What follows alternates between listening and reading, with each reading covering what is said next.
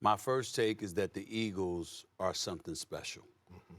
They respond to the challenges, like the fourth consecutive game they've been down at halftime, double digits, I might add, and considering the holes that they find themselves in, I do worry about them playing with fire a little bit too much because as the season wanes and the competition elevates and the level of urgency elevates as well, that could come back to bite you, but you still can't take away from the greatness that you're seeing, the collective greatness. They seem to be able to do whatever's necessary when called upon in order to deliver the goods. And Shannon and Dio, my attitude is this. They're an entirely different team when Jalen Hurts is running the football. We knew that he was always passing the football effectively for the most part, but since the Jets game where he got injured, he hadn't been the same running the football. Then he had the bye week. He looked good last week against Kansas City in some running plays, and then yet last night, obviously the quarterback draw to win it all in the red zone. Obviously that was a big deal. But the point is, he was able to run with the football. He was able to scramble out the pocket, and when he has mobility working on his side, that just opens the floodgates. You're looking at the Devontae Smith. He's coming off Zayas with the touchdown catch. Terrific throw by Jalen Hurts, but he scrambled out of the pocket to his left in order to get rid of that football. You see A.J. Brown, and you know what he's capable of doing. This kid, DeAndre Swift, I mean, I love what I see from him in a Philadelphia Eagles uniform. Their secondary still gives a little bit too much, but in the end, when you find a way to continuously come back to answer the call, to be the reigning NFC champions, and to answer the call time after time after time again, 10-1 on the season, overcoming multiple deficits. I'm just looking at them right now, and I'm like, damn, if there was a year where you looked at them and said, yo, they might win it all, it's this year. We're about to find a lot more. They got the 49ers and the Cowboys the next 2 weeks. So we'll find out a lot more about the Eagles and if they can continue this streak. I don't think you can fall behind those two teams, play as bad as they did. You look at Jalen Hurts. Stephen A., Dio, he started 4 of 11, had 33 yards and an interception at the half. I'm thinking to myself, there's no way they can win this ball game. Not with him playing that bad. Now he comes back out, throws for 200 yards in the second half, 3 touchdowns, adds another 65 yards, 2 touchdowns. Now 11 rush touchdown games. And I've said this, though, over the last 2 weeks watching him. I don't know if I've seen a quarterback play quite as poorly as he does. And if the game is close in the fourth quarter, he'll find a way to win it.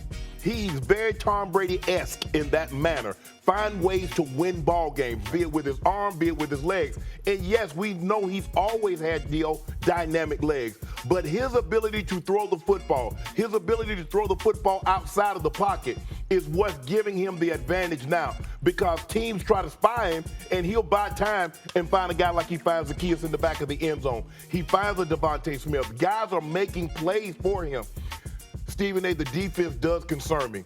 This is the first time in, I think, 40 seasons, a team has gained 500 yards, had 10 third down conversions, won the turnover margin, and still lost the game. Got that from Ed Werder. Thank you for tweeting that stat out. That's crazy that you could have those kinds of numbers and still find a way to lose the ball game. And I don't know if they found a way to lose the ball game. The Eagles found a way to win, because the guy hit a 59-yard field goal in a driving rainstorm. But they changed the overtime rules. Now, it didn't come into effect yesterday. Buffalo got the ball.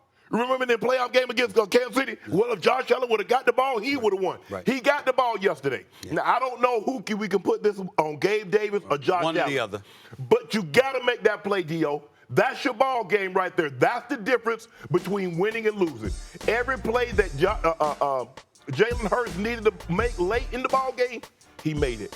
That play right there, that's the difference in winning and losing. You come with a bomb blitz, they got zero coverage, and he missed the throw. Eagles get down to go right down the field, score a touchdown, and win the ball game. That's it. That's it. That's the difference.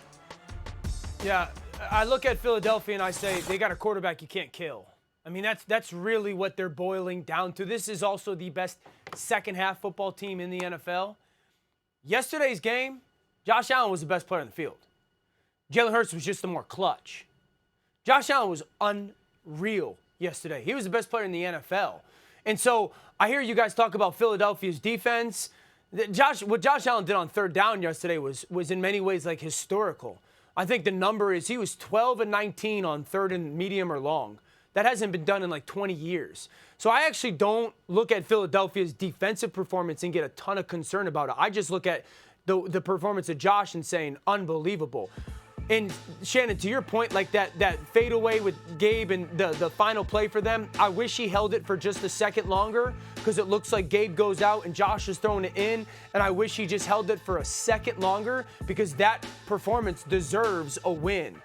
But speaking specifically to Philly and Jalen Hurts, when I say they're the best second-half team in football, I mean it. This team, the adjustments that they make, both in their coaching staff and their players, is really the reason why they sit at 10-1. It's really the reason why you sit there and go, they're the team, right along with San Francisco, is like that's the teams that somebody, Dallas or Detroit, is going to have to get over.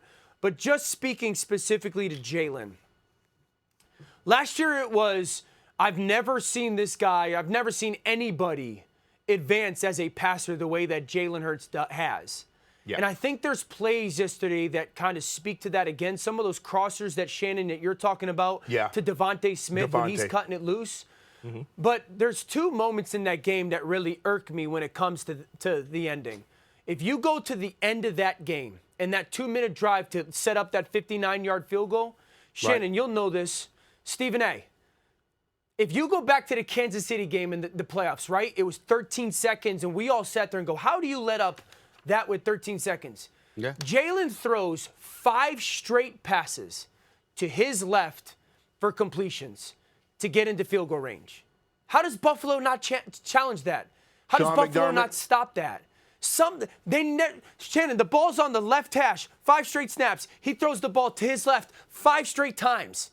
They never once made him throw the ball to the right. Now, credit Jalen.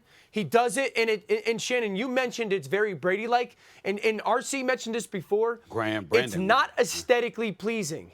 It's not wow-ish. It's not unbelievable. He was 3 of 11 for 33 yards and an interception in the first half, and he comes back and plays exemplary. Like you say, it's not aesthetically pleasing to the eye. All I know is the results. He's the type of guy that bakes a great cake in an easy bake oven.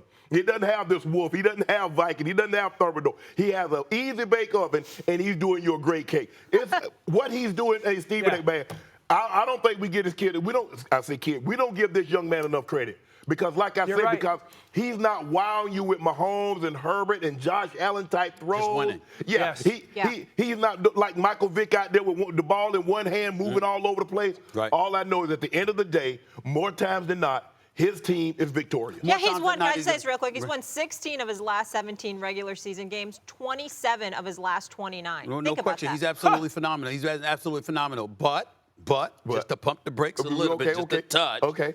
I mean, if your boy Marquez Valdez-Scantling catches that pass last week, I mean, we're not saying that. We're still giving him his props, but we're not saying this because the Eagles should have lost that game. Yeah, but that's all I'm saying. But if you notice, Dio and Stephen A., the difference is that when it comes time to make plays, more time than not, the Eagles players, not just Jalen, but you got to throw it to somebody. And you got to get DeAndre Swift running the football. You see how he's making people miss. Their guys are making plays as opposed to the opposing team. Seemingly the moments start to get a little big for them. Especially on the offensive side of the ball. But Shannon, to Stephen A.'s point, when does it catch up to them?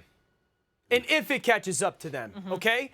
We were watching the game at home. My wife, diehard Eagles fan, and in the first half, I think it was 10-7. Or it was the missed field goal by Buffalo. And I looked at her and I said, this is when games get dangerous. And she said, what do you mean? I said, Buffalo has dominated this game. And it's 10-7. 505 Now it ends yards. up being correct. So, Stephen A., you talk about the MVS drop last week. I said I walked away from that game thinking I think Kansas City's the better football team if they make the plays that are there in those moments. Now they didn't, and Jalen Hurts in Philadelphia did. You walk away from this game if we want to be very real. Unbelievable clutch play by Philadelphia. It's a blocked field goal that happens. It's a missed field goal that happens. And then it's a dropped touchdown by James Cook earlier in that game. So, while we want to sit here and praise Philadelphia, it's also, we got to be very aware if you're Philadelphia, eventually this could come back to bite you that you're not, I guess, playing better early. Well, you got San Fran and Cowboys, but we saw this in the Super Bowl. I think many people think that Jalen Hurts outplayed Patrick Mahomes. Yes. But when Patrick Mahomes needed to make every single play in the second half, what did he do? Touchdown, touchdown, touchdown, Yep. field goal. All And right. that was the difference in the ball game.